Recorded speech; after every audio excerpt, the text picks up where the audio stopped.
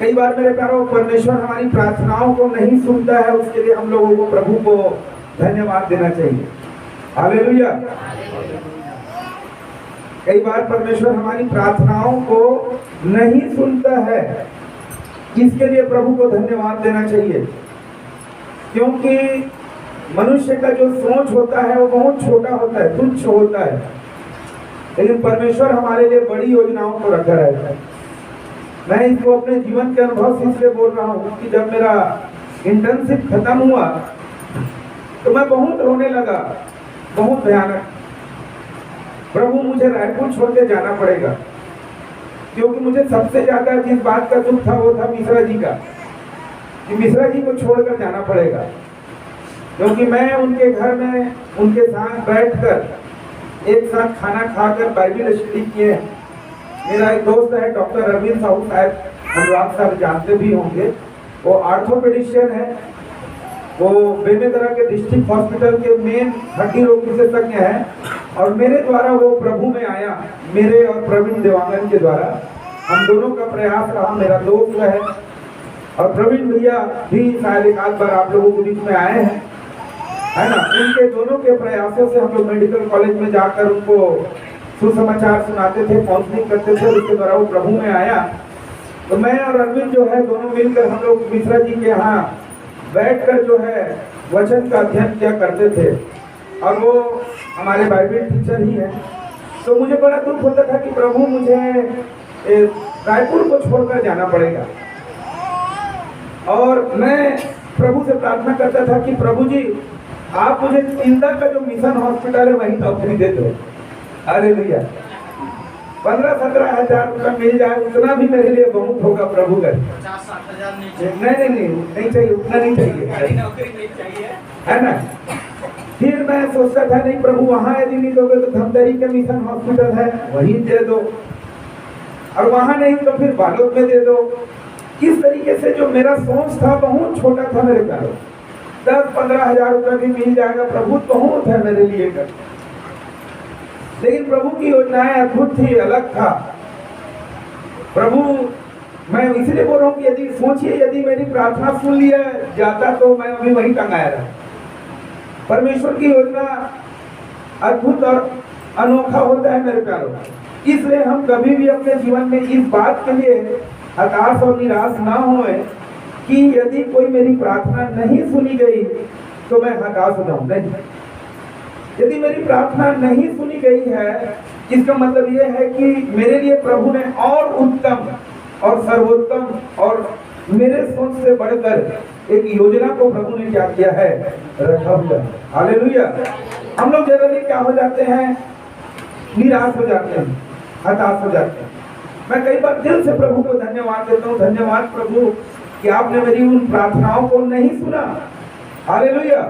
हम लोग जनरली प्रभु को कंप्लेन करते रहते हैं, शिकायत करते रहते हैं, प्रभु आप मेरी प्रार्थनाओं को नहीं सुने, मैं इतना दिन से प्रार्थना कर रहा था, प्रभु आपने उस प्रार्थनाओं का उत्तर नहीं दिया कर। लेकिन प्रभु मेरे प्यारों, हम अपने जीवन में प्रभु को उन बातों के लिए धन्यवाद देना सीखे कि यदि मेरी ये प्रार्थना नहीं सुना तो भी धन्यवाद, क्योंकि प्रभु आपने मेरे लिए एक उत्तम योजना को रखा है, इस विश्वास के साथ, क्योंकि मैंने अपने जीवन में इन बातों को देखा है। तो परमेश्वर की मेरी जो योजना थी, मेरे पास आज भी मेरे प्यारों मेरे डायरी में नोटेड है 4-5 प्लान मैंने बनाया था, ये नहीं तो ये नहीं तो ये नहीं तो ये मेरी योजना थी। लेकिन प्रभु ने जो योजना बनाया था वो मेरे मन में, मेरे चित्त में कभी चढ़ा भी नहीं, मैं सोच भी नहीं सकता। और जो मैंने योजना बनाया था, मैंने मनुष्य होने के नाते वो योजनाएं पूरा नहीं हुआ। बाइबल में लिखा है, there is so many plan in man's heart, nevertheless the God counsel must be firm। मनुष्य के हृदय में बहुत सारी युक्ति और योजना कल्पना होती है, लेकिन जो परमेश्वर ने हमारे लिए जो युक्ति और योजनाएं बनाई है वही सफल होता है, वही मजबूत होता है। हालेलुया। तो मेरी योजना प्रभु ने पूरा नहीं होने दिया, इसलिए प्रभु को धन्यवाद। हालेलुया। और परमेश्वर ने अपनी योजनाओं को मेरे जीवन में पूरा किया। सन 2011 में प्रभु ने मुझे इसी रायपुर शहर के अंदर क्लिनिक खोलने के लिए प्रभु ने मेरी सहायता किया। और 2011 में मैंने जो है क्लिनिक जो है यहाँ पर खोला। 5 मार्च को मैंने 2011 को क्लिनिक का स्टार्टिंग किया, ओपनिंग किया। और अद्भुत रीति से मेरे क्लिनिक के साथ ही साथ प्रभु ने जो है मुझे एक सेवा, क्योंकि मेरे हृदय के अंदर परमेश्वर की सेवा को करने का एक बहुत बोझ था शुरू से। सन 2000 में मैं प्रभु में आया। जैसा मैं अपनी गवाही बताना चाहता हूँ कि जब मैं प्रभु को नहीं जानता था, हालेलुया, जब मैं प्रभु को नहीं जानता था तब मैं 1 नंबर का पुजारी था। कौन था? मैं कौन था? पुजारी। छोटा मोटा पुजारी नहीं, बहुत बड़ा पुजारी। मैं अभी 10-15 श्लोक ऐसी बोल दूंगा। बड़े बड़े पंडित लोगों को जितना श्लोक याद नहीं होगा उससे ज्यादा श्लोक मेरे को याद है। हालेलुया। एक श्लोक बाइबिल से बोल रहा हूँ, बताइएगा क्या? आप लोग सोच रहे हैं कि बाइबिल से श्लोक, लेकिन है तो श्लोक बाइबिल से। बताइएगा कौन सा? आप कुछ लोगों को समझ में आ जाएगा। यतो ईश्वरो जगतीथं प्रेम चकार यति जमेत जातम पुत्रम ददौ तस्मिन् विश्वासी सकल मनुष्य न विनाशम अनंतम जीवनम लभस्यते। हालेलुया। भैया पता चल गया है? और किसी को पता चला है? बताइए। यूहन्ना 3:16। हाँ, यूहन्ना 3:16। यतो ईश्वरो जगतीथं प्रेम चकार यदि जमेत जातम पुत्रम ददौ तस्मिन् विश्वासी सकल मनुष्य न विनाशम अनंतम जीवनम लभस्यते। हालेलुया। आप सब जानते हैं परमेश्वर ने जगत से ऐसा प्रेम किया कि उसने अपना इकलौता पुत्र दे दिया ताकि जो कोई भी उस पर विश्वास करे वो नाश ना हो परंतु अनंत जीवन पाए। हालेलुया। तो मेरे घरों में बहुत बड़ा पुजारी था। मैं कई बार लोगों को देखता हूँ पूजा पाठ करते तो मैं सोचता हूँ यार तुम लोग कुछ नहीं हो। मैं मेरे घरों गायत्री पंथ से जुड़ा हुआ था और दीक्षा भी लिया हुआ था, धोती पहनकर। आप लोग जानते हैं जनेऊ धारण, धोती बंगाली, है ना। तो वो दीक्षा लिया हुआ था। हमारे गांव के पास एक धनेली नाम का जगह है, धनेली, बासिंग धनेली करके। धनेली बोर्डरा का नाम, नाचा, उधर का नाचा बड़ा फेमस था बताते हैं। मैं तो कभी नाचा गाना देखा नहीं।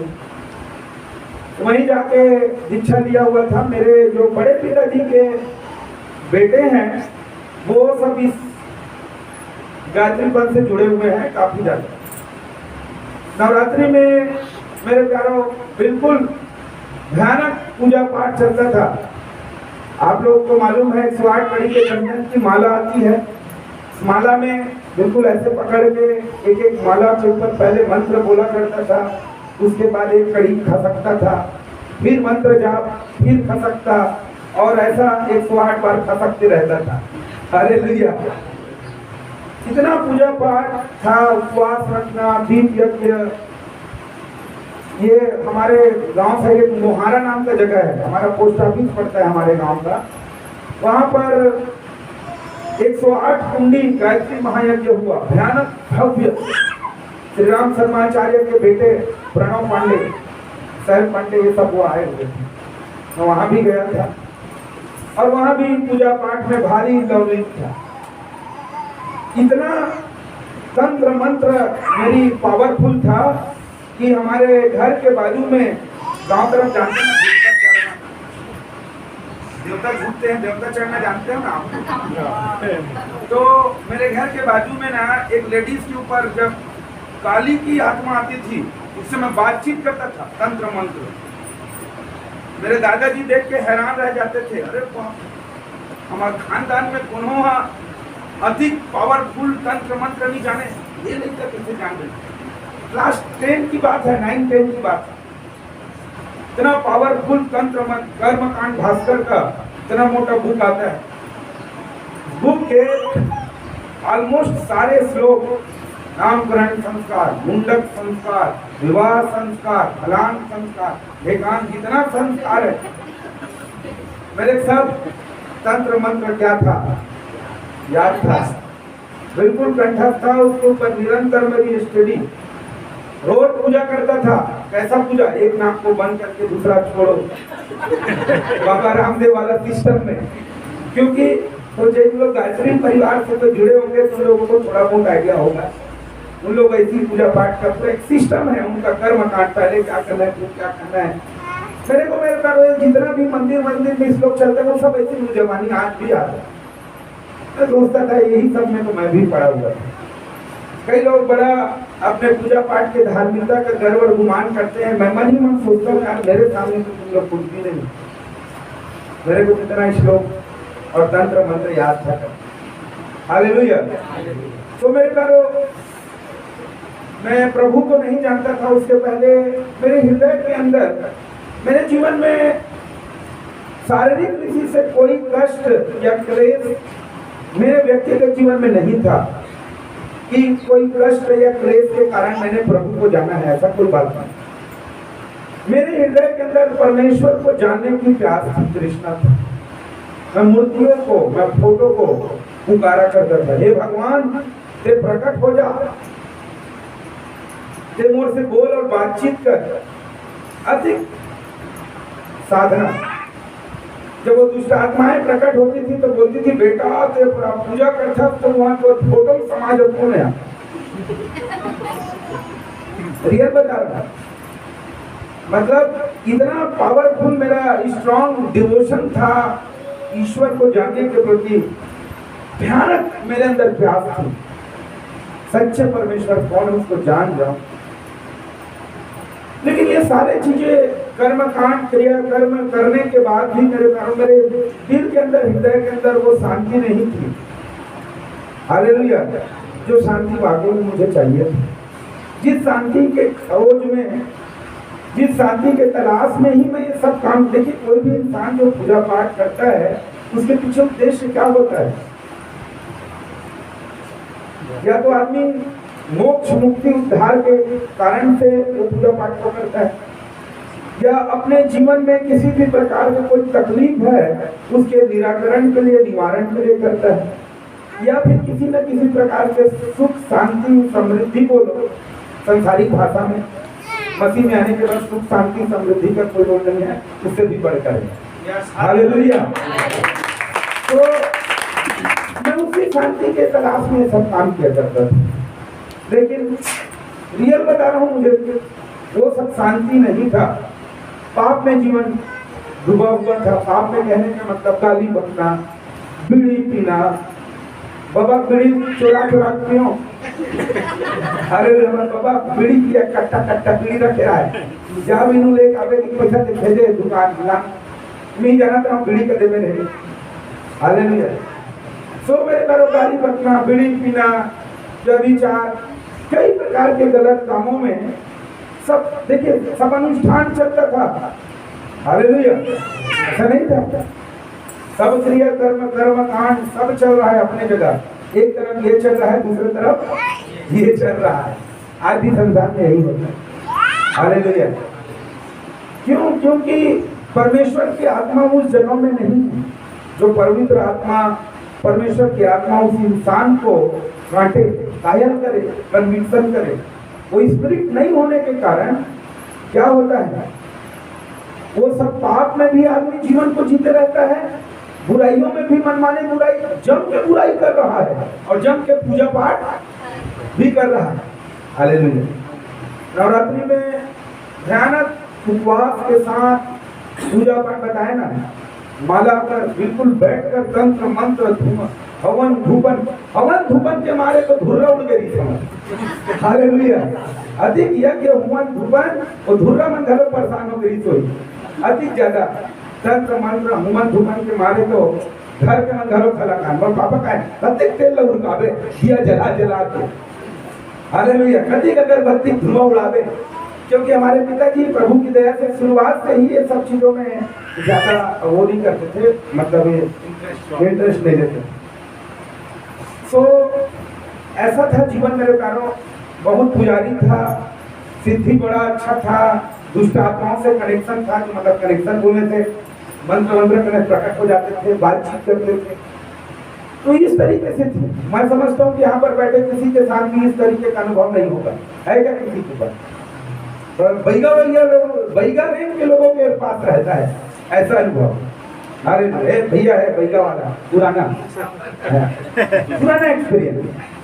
तो ये सारी चीजों के बावजूद भी जीवन में कुछ नहीं था, बहुत डिप्रेशन था। रियल बता रहा हूँ, सब करने के बाद भी डिप्रेशन था। डिप्रेशन किस बात के लिए?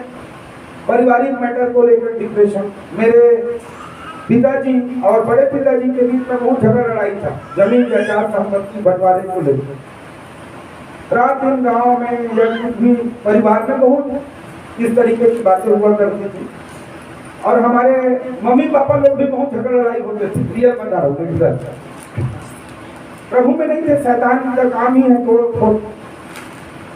तो पारिवारिक परिस्थितियों के कारण, चाहे अपने उस परिवार के कारण हो या घर के कारण हो, पढ़ाई में मैं बहुत होशियार था, अपने इलाके के टॉपर था। क्लास 10 में टॉप किया, आरटी स्कूल में मेरा नाम है।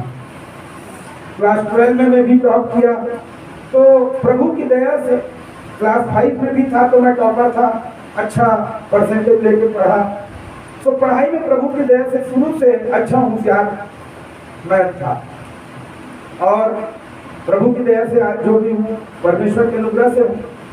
तो पढ़ाई लिखाई में होशियार होने के बावजूद भी मन के अंदर बहुत डिप्रेशन होने के कारण उस सच्चे परमेश्वर को खोजने का प्रयास निरंतर बना रहता। अब ऐसा हुआ, हमारे गांव का एक भैया है जिसका नाम है रेवत राम साहू। वो जो है गांव तरफ काका बड़ा का जो संबंध होता है, वैसे एक बड़े पिताजी है, उसके लड़के हैं, वो हरिद्वार गए हैं। वो उस समय चलन था हरिद्वार जाने का हमारे गांव से। क्यों?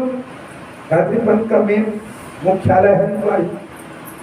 वो हरिद्वार गए, हरिद्वार में घूमन घूमन करके आया। उसके बाद वो थोड़ा बहुत डफली सीख के आया। मैं उनके घर में डफली सीखने जाता था। अब देखिए मेरे जीवन में प्रभु ने काम कैसे किया, यहाँ से चालू होता। तो जो रेवत राम साहू जो मेरे बड़े पिताजी के लड़के बड़े लड़के हैं, उनका छोटा भाई है डमेश्वर, वो भी पास्टर है भखारा में, भखारा भटेली में टीचर प्लॉट से जुड़े हुए हैं। और मेरे बड़े पिताजी थे और ये जो भाई हैं, इन लोग प्रभु को मानते थे, यीशु मसीह पर मानते थे। हमारे गांव का पहला विश्वास करने वाले लोग। तो मैं जब डफली सीखने जाया करता था उनके घर में, तो इन लोग मुझे प्रभु यीशु मसीह के बारे में बताते थे। और एक दो बार मैं प्रार्थनाओं में भी शामिल होना चालू किया। और मेरे प्यारों में बता रहा हूँ, जब मैं प्रार्थना में शामिल होना चालू किया, बाइबल को पढ़ने लगा, तब तो मुझे एहसास हुआ खंड मंगलाकारम व्याप्तम येन चराचरम तत्पदम दर्शितेन तस्मै श्री गुरुवे नमः। अखंड मंगलाकार मतलब पूरे ब्रह्मांड में जो विराजमान है, जो सब जगह विद्यमान है, सर्वव्यापी परमेश्वर, वो कोई है तो यहाँ। हालेलुया। उस एक्सपीरियंस मुझे होने लगा। मेरे मन में सोचने लगा कि जिस ईश्वर को मैं ढूंढ रहा था वो तो ये है। हालेलुया। बाइबल जब पढ़ने लगा तो ऐसा लगने लगा मानो परमेश्वर मुझसे बातचीत कर। हालेलुया। हालेलुया। और मुझे एक्सपीरियंस होने लगा कि यार जिस ईश्वर को मैं आज तक ढूंढ रहा था वो तो यही। हाँ, आज तक प्रभु कहाँ कहाँ आपको नहीं ढूंढा। और मेरे प्यारों, मैं फिर बाइबल को पढ़ना प्रारंभ किया। नए नियम को कई बार मैंने पढ़ा। मैं उन दिनों में संगति करने के लिए कॉरेस्पॉन्डेंस कोर्स पहले ज्यादा पत्र व्यवहार के द्वारा हुआ करता था। छोटी छोटी पुस्तिका आती थी, उसमें पीछे में एड्रेस लिखा रहता है, उनको लेटर लिखा करता था। हमारे क्षेत्र का पोस्टमैन परेशान रहता था, रात दिन कहीं कहीं आ रहे थे, तो पता नहीं कहाँ मंगाते थे, ऐसे कर। तो डेली में कुछ ना कुछ उन लोगों को कॉरेस्पॉन्डेंस कोर्स में ज्वाइन करके कुछ लेटर लिखा करता था। उन लोग बुक्स भेजा करते थे, छोटी छोटी पुस्तिकाएं। आजकल तो बहुत इजीली अवेलेबल है। और मेरे प्यारों, मैं वहीं से संगति चालू किया। रेडियो, उस समय मैं रेडियो में वचन सुना करता था। हालांकि चर्च जाता था, भैया लोगों के साथ चालू कर दिया था। रेडियो के द्वारा और कॉरेस्पॉन्डेंस के द्वारा मैं सेल्फ स्टडी जो है चालू किया और प्रभु के वचन को अधिक से अधिक पढ़ते गए। और मेरे प्यारों, जब मैं शुरू में प्रभु में आया था तो मैं पूजा भी करता था, प्रार्थना भी करता था, लेकिन अब पूजा में इंटरेस्ट खत्म होना चालू हो गया। फिर धीरे से परमेश्वर की आत्मा ने मुझे बोला कि अब वो सब चीजों को क्या करो, छोड़ो, त्याग दो। मेरे घर में बिल्कुल संसारिक लोग जैसा घर में छोटा सा मंदिर बनाते नहीं है, वैसे पूरे स्थापना था, क्योंकि पुजारी था, भारी पूजा करता था। तो जो भी वेदी बना हुआ था संसारिकता में, जो मंदिर के रूप में बनाते हैं, सारे चीजों को मैंने किसी के कहने के द्वारा नहीं, परंतु स्वयं परमेश्वर की आत्मा की प्रेरणा के द्वारा उन चीजों को उठाया और उठा कर क्या है सब टाटा बाय बाय कर दिया, स्वाहा कर दिया। आज से तेरा मेरा कोई रिश्ता नहीं है, पहले था, अब नहीं।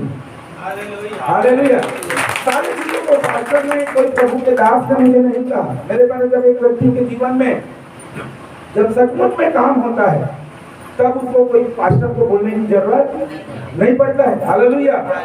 कोई पास्टर नहीं बोलेगा। मैं वो हाथ में मौली धागा पहना रहता था, मेरे बड़े पिताजी बोलते थे इसको निकालना, निकाल के वो सब चीज कर दिया था, वही बचा हुआ था चीना। तो मैं बोलता था होगा नहाए जाऊँ ना तो मुझे ठंडा कर दूं नदिया में। ऐसे बोलते बोलते भी कर दिन चला लिया। एक दिन मेरे पापा, बड़े पापा दिमाग खराब हुआ, तुरंत कैंची पकड़े, काट के फेंक दिया, चल हटा। बहुत दिन से बोल रहा हूँ ठंडा करूँ, कदर नहीं कर रहा। वो थोड़ा सा कहीं ना कहीं वो अटैचमेंट थोड़ा बहुत रही रहता है, वो धीरे धीरे खत्म हो जाता है यदि हम प्रभु में अच्छा समर्पण के साथ आए तो। और मेरे पर वो भी चीजों को खत्म हुआ। मेरे अंदर एक तो आदत था गौकिन बोलने का। गौकिन कहीं भी बात होती छत्तीसगढ़ी वाला मन गौ, सही कहा था। तो एक प्रभु के दास ने कहा यार विनय भाई ये कसम खाने के समान है। हालेलुया, वो कसम ही है।